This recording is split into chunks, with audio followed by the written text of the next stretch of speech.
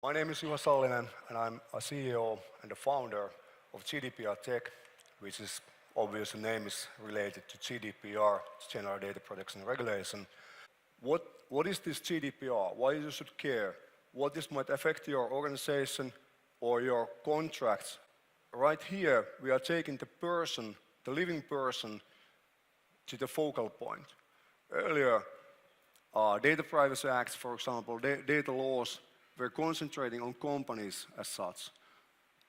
Very key thing regarding GDPR is taking back the information to the person itself. Basic principles. It's pretty simple as such. If you think about the data, what you are collecting of the individual as such, there has to be a lawful purpose for that. It makes kind of sense. I mean, why to collect information which is illegal? There has to be a purpose limitation within this. What this means, in basically, if you say to the end user, you are doing market research, for example, you are saying that you are collecting this data of the individual, of a living person, for marketing purposes. You are collecting that data in a rightful way. You have a lawful purpose or legal purpose for collecting that data. You cannot change the purpose of that by selling that into some other content for other purposes as such. So changing the purpose of the data is not permitted within GDPR. Part of that, there's also data minimization around here.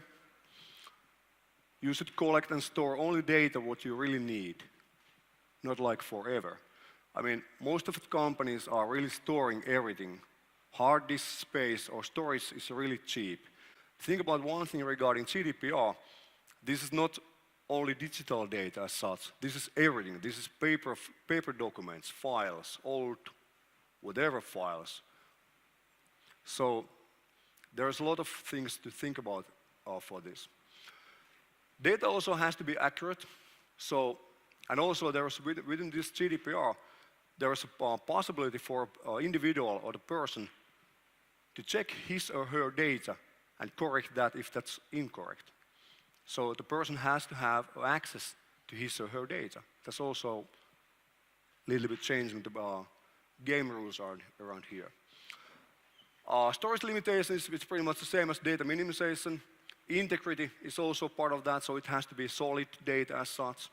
And accountability is one key thing. So you have to have an audit trail. What you are doing with the data, who you are selling that data, how you are using that data, and you have to have an audit trail. Who has access to that? Who is doing what? Who took the data with him or her when he or she left the company? So how to start preparing within this? If your or your company's current GDPR whiteboard is like this, like empty table, you don't know where to start. First of all, think through one thing around here. There is a lot of information available, a lot of vendors which are giving out the information that, okay, use my systems, use my tools, my software. Within this, as an example, you might have a data erasing system software. We're saying that, okay, one of the key things here is erase the data. Well, it's not. It's one small area around here. So the vendors are speaking, of course, their products. So you have to be aware that don't listen too carefully of one vendor. There is no single solution for this from any vendor, from any consultant house or anybody as such. You have to talk to multiple vendors or a couple of vendors at least to have a total solution for this. One of the things to remember, if you haven't started anything right now, the sanctions, the enforcements for the GDPR, by the way, GDPR is already on its transition phase, so it's applying right now. You should be doing things right now, and it's going to be enforced next year, May 2018, 25th of May.